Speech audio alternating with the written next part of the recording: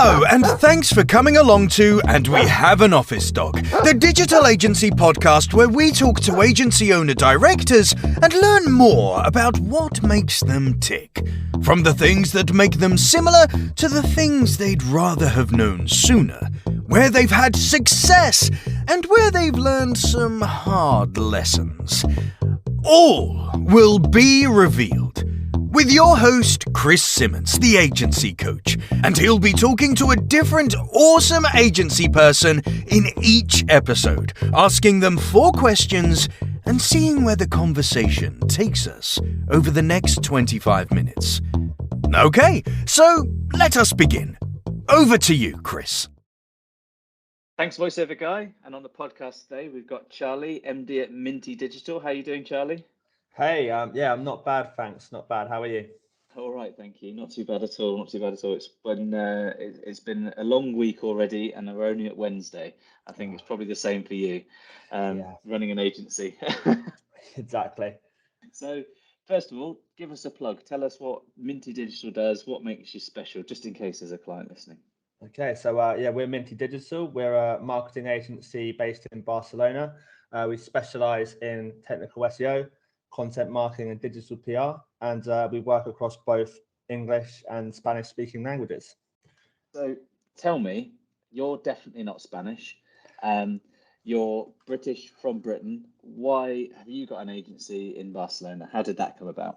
Yeah, well, it was a bit of a running joke a few years after we got started, because 2 years in, we were ranked #1 SEO agency in Spain, and I could barely speak any Spanish. So yeah, that was a bit of a running joke around the office. But I moved here 5 years ago now, and it was on a whim. So my cousin was out here, and he moved 3 months before, and I'd just gone freelance in the industry myself.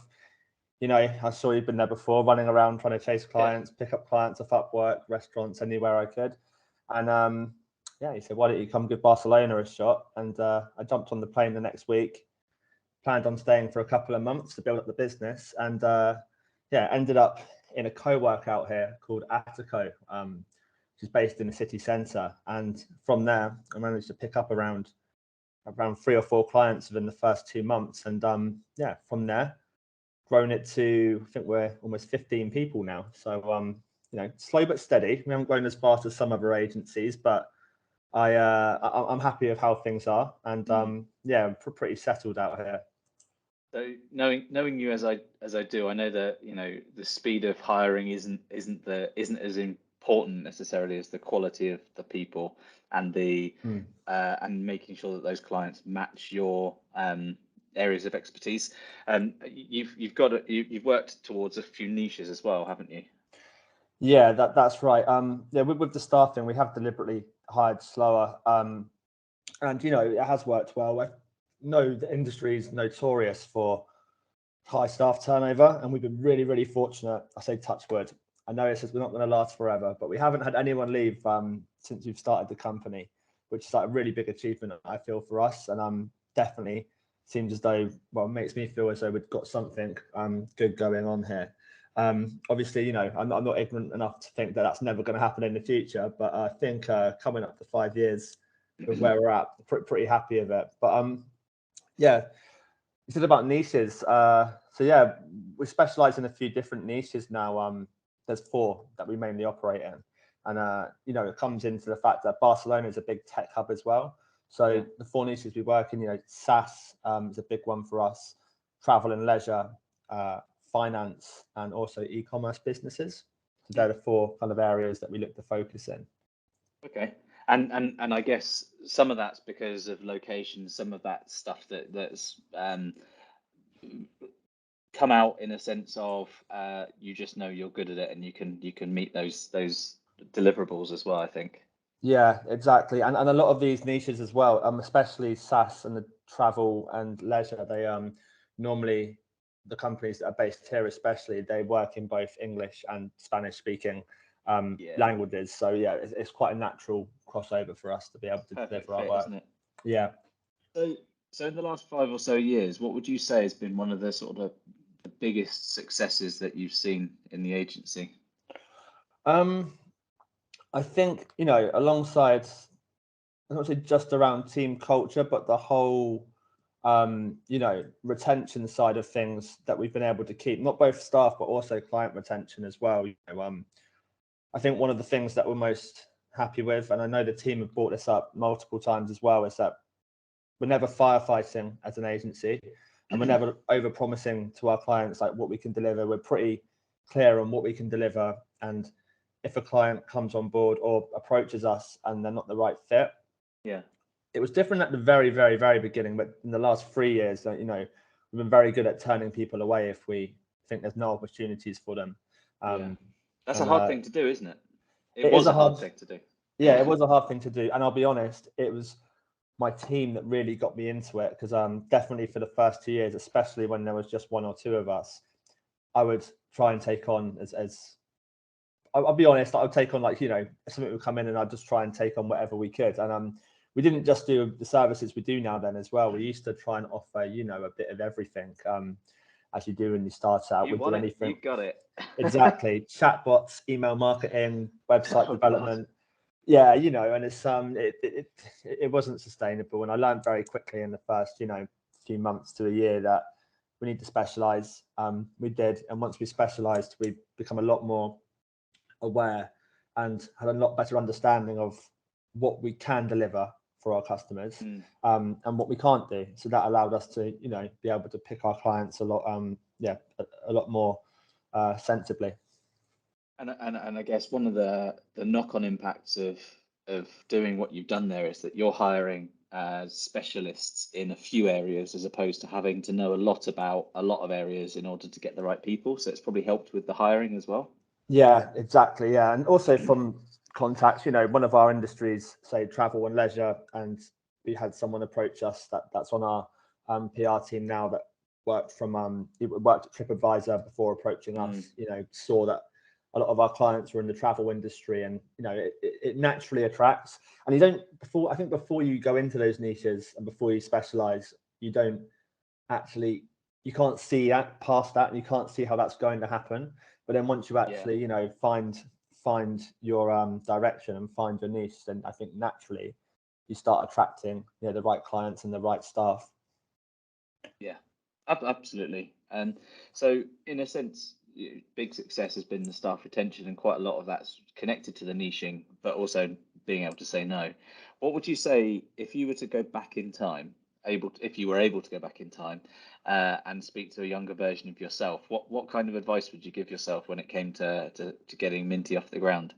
I've already said specialize, so I'm not gonna go with that. And I know a lot of people say niching as well. So I think the best bit of advice I'll give myself is to get out of my own way. Yes. Which is a real difficult thing to do. And that's from everything, from the beginning, offering 8 different services, and I was doing 6 of them, and we only had a couple of people doing SEO. Then you realize, okay, that's actually taking up my time from admin, team development, staff development, all of those kind of things. So you need to be able to, make sure your team are the ones delivering and you're the one coaching and pushing people along. And also, even the stage we get to now, I'm actively trying to cut out irrelevant meetings, and irrelevant scrums where we're coming on a call. I was guilty of leading a call before, but we were having meetings just to have meetings. So now we're trying to minimize that. I'm trying to speak to my direct contacts at the company, and then they relay the information onto their team, and then there's there's no crossover. You don't want a manager saying one thing to one member of the team, then someone else jumping on a team scrum on a Monday and giving some conflicting direction or updates. So I guess the advice would be to get out of your own way sooner, but knowing when to do that's obviously hard because it's your baby on day one, isn't it? And what was it, do you think, that if you could go back in time, you'd tell yourself that, but what was it that you that happened that made you think, right, now I need to learn how to do this? Is there something that changed? Is there something that got you into that mode? I would say one thing in particular, but I think I started realizing it when I'd be coming onto client meetings sometimes between, you know, the SEO manager and a client, and I'll be sat on the call and I'll be like, I'm not actually involved in this campaign at all, and they're talking about things that I'm not involved in, and then I ended up feeling a bit silly because it's like, you know, I'm not involved in the day-to-day work on these campaigns, and I actually don't need. I could be spending my time on, you know, anything from bringing in new business to, you know, developing internal processes, or, you know, helping the team with their, you know, with perks or any of the other things that we offer at the company. So yeah, I think it took me to the point where I was almost too busy, and then I realized I was too busy because I was getting in my own way and getting involved on things that I shouldn't be getting involved in. And then naturally I've been, you know, taking a step back, but also, you know, making sure I'm still active and available for the team whenever they need me, and also for the clients as well. Is there something over the years that you've done or has happened within the agency, which, let's not say it was a mistake, but it was set up and it was in place, and then you went, that was a bloody blinder, we're going to keep doing that forever now? Is there, like, did you kind of set up a service or a way of delivering something, or was there like a moment where you went, wow, we've really hit the nail on the head, let's crack on with this? I think most recently, since we've started to try to, you know, streamline our services a lot more, that's definitely been something where, you know, I think at SEO, like SEO, for example, it's naturally like a bit of the campaigns are naturally nuanced. Each customer has different needs and different services, but, you know, I'm a strong believer that everything can be streamlined either way. And, you know, as we're trying to grow, someone told me a saying a long time ago, saying bespoke solutions don't scale. And it's true. And as we're trying to, like, naturally grow the agency bigger to what we are, but whilst also maintaining quality of work, integrity, all of those kinds of things as well, we've had to work something out where we can do that. So I don't want to use the word package, but we are looking to, you know, at least package the first stages of our campaigns now, whatever that may be. And that's made everything so much easier, from initial client requirement gathering to actual, like, offering our services, to the delivery of it as well. And everyone knows what they're doing from point A to point B. And of course, you know, naturally you follow procedures, you follow systems, but people are going to have their own, you know, implement their own knowledge along the way as well, and things change. But overall, putting in so some clear, like, systems and processes has been a big one for us. Yeah, I think it's, as you grow, those sorts of things are necessary, and I think as well as that, knowing you can trust your team to deliver the product or the package is a lot easier when it's a lot more clear what the client's being given, and the client obviously has their expectations set. The team knows what is expected of them, and I guess that's it's something that, you know, if you'd have carried on doing chatbots and Facebook marketing and things like that, can you imagine the tangled web of different scopes of work and all sorts of things that would be going on right now? Oh yeah, it'd be an absolute nightmare. I think it goes back to it, especially where we're our size as well. You know, we're not a big 50-person agency or 100-person agency, and, you know, if you're a team of, well, when we were 5, for example, if you're a team of 5 and you offer 10 services, then, you know, you can't be a specialist in them. Well, I don't believe you can anyway. And if you've got one member of staff for each service, one SEO, one PPC, one Facebook, then one of them's ill or one of them's leaves, then you've got no one to replace or deliver that service as well. So, you know, I think by knowing what you're good at, sticking to it, developing your systems and processes around what you deliver, and everyone doing the same thing, then you're always going to have that support in whichever area that the team are working on any given week. Totally agree. Now, if someone's been listening to this podcast and if they've just started running an agency, or perhaps they're thinking of starting an agency themselves, and they came to you, they knocked on your door all the way in Barcelona, and they knocked on your door and they said, "Hey, Charlie, give us a piece of advice."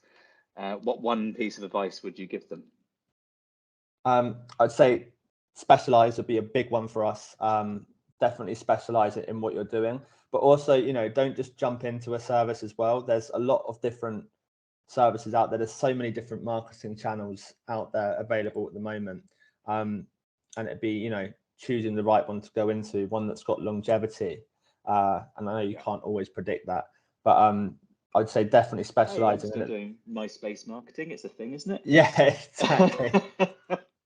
But for example, you know, paid social, PPC, SEO, you want to give yourself a speciality, but you also want to be able to have the option to pivot in the future if you need to. You know, we do SEO now, and say, you know, Google shut down tomorrow, maybe we could start looking into, you know, Amazon SEO or TikTok SEO is probably more relevant now, you know. So you've always got to give yourself, exactly. You've always got to give yourself, you know, that plan B route out, but definitely giving yourself a speciality to begin with. And I'd even go as far as drilling down into one niche, you know, whether that is finance, building, home improvements. Definitely.